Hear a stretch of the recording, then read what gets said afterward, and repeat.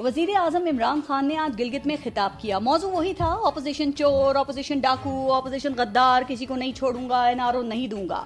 दूसरी तरफ वो कहते हैं कि नया पाकिस्तान कोई बटन दबाने से नहीं बनेगा, ये कोई स्विच नहीं कि ऑन करने से हालात ठीक हो जाएं, ऐसा सिर्फ परियों की कहानियों में होता है।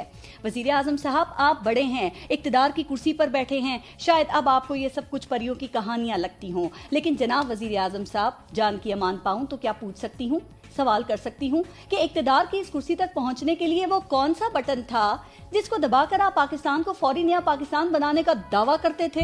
जब आप कंटेनर पे थे, वो कौन सा बटन था जिसको दबाकर आप सिर्फ 90 दिन में करप्शन खत्म करने की बात करते थे?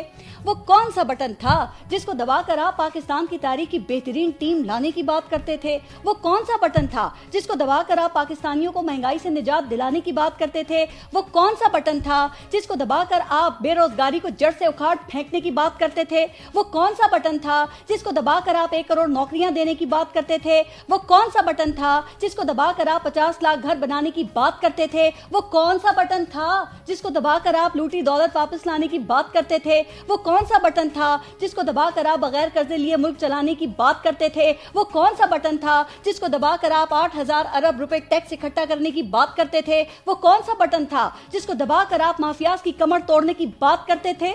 वजीर आजम साहब, आज अवाम सर से पांव तक महंगाई में डूबी हुई है। लूटी दौलत वापस क्या लानी थी, आपने 2 सालों में सिर्फ चीनी और आटे में ही अवाम से अरबों निचोड़कर माफियाज की जेबों में डाल दिए।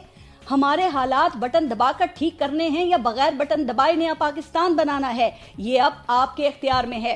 इस अवाम ने अपने वोट की सूरत में ये बटन आपके हाथ में दे दिया है। अब आप इन्हें परियों की कहानियां मत सुनाएं। इख्तियार का बटन आपके पास है और अवाम को रिलीफ दे